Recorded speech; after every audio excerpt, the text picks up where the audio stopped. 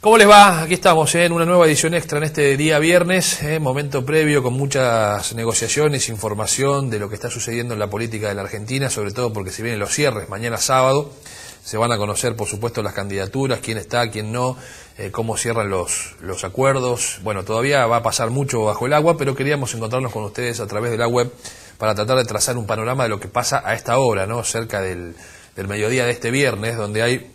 muchísima información. Bueno, uno de los temas que ha trascendido en estos días ha sido qué va a pasar con el intendente de Malvinas Argentinas, Jesús Cariglino, que, bueno, ustedes saben, había cerrado un acuerdo para ser parte de la mesa peronista del PRO, o de la construcción del PRO en la provincia de Buenos Aires.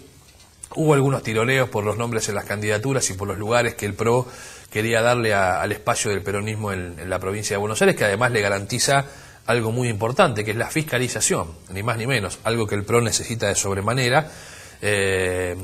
Entonces, digamos, se produjo una tensión bastante fuerte, a punto tal que, por ejemplo, en el distrito de Malvinas Argentinas, los paredones que estaban pintados con Macri, presidente, Jesús Cariglino, empezaron a despintarse, ¿no? La palabra o el nombre Macri empezó a desaparecer de las paredes, y esto, bueno, por supuesto generó muchísimas dudas sobre cómo iba a seguir la relación política entre Cariglino y el jefe de gobierno de la ciudad de Buenos Aires y los acuerdos de cara al cierre de mañana de las listas. Ahora, en ese momento empiezan a surgir versiones del Frente Renovador que se habrían restablecido contactos entre Massa y Jesús Cariglino. De hecho, se habla de Massa y Gustavo Posse, porque todos le achacan a Macri y sobre todo a los sectores de la pureza de Macri, que son Marcos Peña y Durán Barba, de bueno, ser los que clausuran la posibilidad de ampliar acuerdos, y sobre todo un nombre que es el de Jorge Macri, porque aquí no lo mencionan mucho, pero Jorge Macri parece que es clave para trabar acuerdos. Parece que Jorge Macri es clave para trabar acuerdos en la provincia de Buenos Aires, porque negocia las cuestiones casi de manera unilateral, no cumple, dicen, los acuerdos que primero establece, y además quiere quedarse con el monopolio del control de la lista de diputados provinciales de la primera sección electoral, donde quiere ubicar allí a su secretario de gobierno actual, que es César Torres, un hombre que proviene del peronismo, que estuvo casado con la hermana de Cristian Ritondo, que es el compañero de fórmula de María Eugenia Vidal. Parece que ese matrimonio no terminó bien, con algunas denuncias de maltratos y demás, pero bueno, al margen de esto, César Torres es un personaje bastante polémico en la política de Vicente López, porque además no es de Vicente López. Cuando llegaron allí Jorge Macri, que tampoco es de Vicente López, tuvieron muchas críticas. Habría quedado bastante golpeado en su momento César Torres cuando se produjo, ¿se acuerdan?, el conflicto con la barra de Colegiales y la muerte de un hincha de Colegiales. Bueno, Colegiales está en Munro, y en Munro, bueno, forma parte del distrito de Vicente López. Parece que así habría habido algún tipo de pase de factura, a punto tal que los integrantes de la barra de Colegiales y de Hinchadas Unidas Argentinas paseó el féretro por la puerta del municipio, como una especie de afrenta a lo que ellos creían tenía que ver con algo que sucedía allí en el gobierno de Jorge Macri, y sobre todo en la figura de César Torres. Bueno, hay mucha polémica en estas horas. Sabemos sí que desde las 9:30 de la mañana Jesús Cariglino mantuvo una reunión en la ciudad de Buenos Aires con sectores del PRO. Quizás sea la reunión de la definición, o siga adelante el acuerdo, o el acuerdo puede caerse. Por eso les pido que, si quieren saber esto con más detalles, nos vayan siguiendo durante el día aquí en la página de internet o en nuestra cuenta de Twitter, porque se va a saber un poco más de lo que finalmente va a suceder, porque eso va a ser clave no solo para entender el mapa de Malvinas Argentinas, sino del resto de la primera sección electoral y de la provincia de Buenos Aires. Dicho esto, está clara las definiciones en el Frente para la Victoria, con Scioli como candidato a presidente, Zanini vice. Ayer Cristina abrió la posibilidad de que 3 sean los precandidatos a gobernador de la provincia de Buenos Aires del Frente para la Victoria. Florencio Randazzo dijo que no, y entonces hoy aparecen en esa grilla en principio. Yo creo que todavía puede cerrarse más la lista, que puede haber algún acuerdo entre ellos, pero hoy están nombrados en ese esquema Julián Domínguez, que tiene muy buena relación con el Papa Francisco, Aníbal Fernández, que es de los 3 el que mayor nivel de conocimiento tiene, pero también es el que tiene mayor imagen negativa, y Fernando Espinosa, que es el intendente de La Matanza, y que el intendente de La Matanza, bueno, sabemos que tiene detrás de sí